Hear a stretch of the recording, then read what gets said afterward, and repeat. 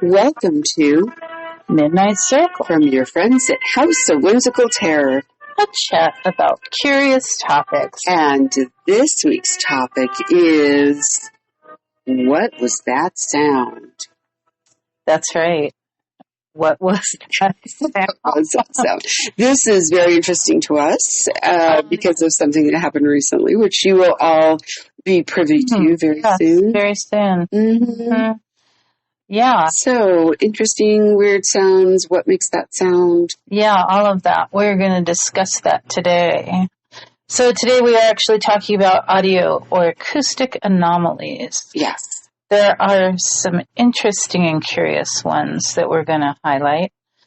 Most significantly, we've experienced one recently. Yes, we have. Or perhaps two. Maybe two. Well, two counting today. So, again, stay tuned next week. I promised it to you a couple weeks ago, but we finally have been able to sit down and figure out what we want to say about it. So, while we were recording a sound check, something mysterious and somewhat terrifying was captured. And that's what we're going to talk about next time. But today we're going to share some other unusual stories of things that have been heard. Yes.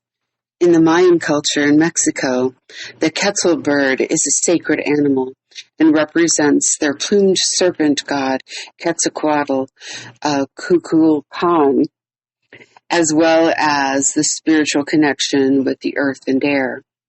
They are a distinctly beautiful bird with a blood-red breast and long, vibrant green tail feathers.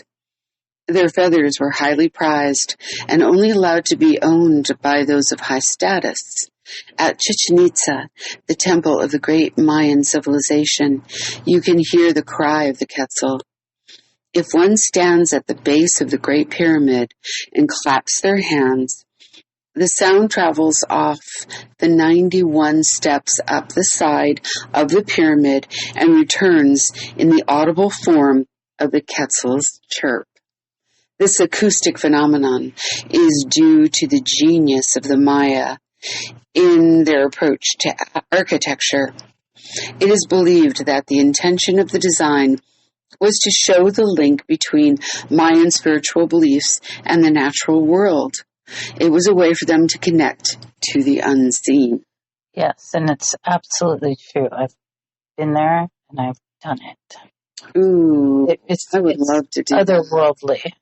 It's the sound, when it reverberates, fills the entire enormous plaza. Really remarkable. It's incredible. And then another part of the world, in Santiago de Compostela, Spain, there is the Bench of Whispers in Alameda Park.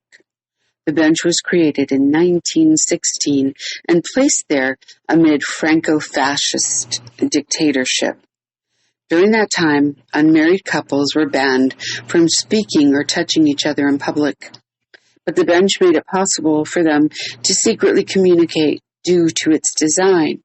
If you sit at one end of the bench and whisper something with your head near the back of the bench, the words travel to the other side louder than you spoke them. How many forbidden romantic words have been shared there through the decades? There's a similar bench in Central Park in New York. And while there, you can visit the Grand Central Station and its Whispering Gallery. You can whisper into one side of the decorated arch in the station gallery and send your message to someone at the other side. So next time we're in New York, we have to do that. We're doing it. We're going to the Whispering Gallery. If any of you guys are in New York, you need to go do that. Or if you've done it, you should tell us. Let us know. And if you're in Tucson, or if you visit Tucson, there is a campus of Pima Community College, the West Campus, and they're right outside of their theater structure. There is an outdoor, very small outdoor amphitheater made of concrete. And if you talk into one side of it, someone very quietly, someone on the other side can hear you. It's pretty amazing. Oh, I didn't know that. I don't think I've ever done that. Well, We should go do it. We'll have to go do that. Yes. So in Reno, Nevada, there was a woman who would call 911 very often. This started after the death of her husband. After she herself died, the calls continued to come from her number. The dispatchers reportedly heard the voice of a distressed woman sounding frantic. And after the woman's house burned down, the calls continued to come. Mm-hmm. After the line was confirmed disconnected by the phone company, the calls continued to come. So creepy. There was never an explanation, and then after a year, they finally stopped. Creepy. That is so creepy. Super creepy. Can you imagine being the 911 operator? No. Mm-mm. What's happening? No, that would be so stressful. Well, in 2015, Henry McCabe left a voicemail for his wife. During his distressing message about having been attacked and shot, she could hear the sounds of an unidentifiable growling in the background. Mr. McCabe's body was found 2 weeks later. His cause of death was declared as drowning, and he had no other injuries. The official record never explains the sound on voicemail, and it remains a mystery to this day. As do other things which you will hear about growling very soon. That's right. Unexplained growling. Yeah. So thank you all for listening in on our exploration of ominous audio and otherwise. And we have our own story coming out soon. In fact, next week. Yes. So listen up. All right. Thank you guys so much for listening. Please share our recordings with your friends. And we'll see you next time. That's right.